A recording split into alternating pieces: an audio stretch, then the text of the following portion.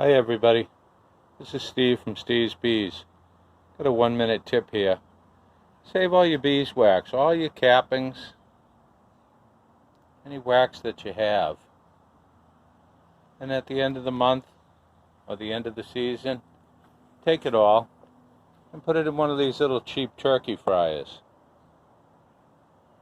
You'll be glad you did. I save all the cappings, and then I dip my foundation. I know I got clean wax with no chemicals. I run it through 2 filters here. I use 1 colander, and then I pull the second one just to make sure I get all the cocoons in a little water.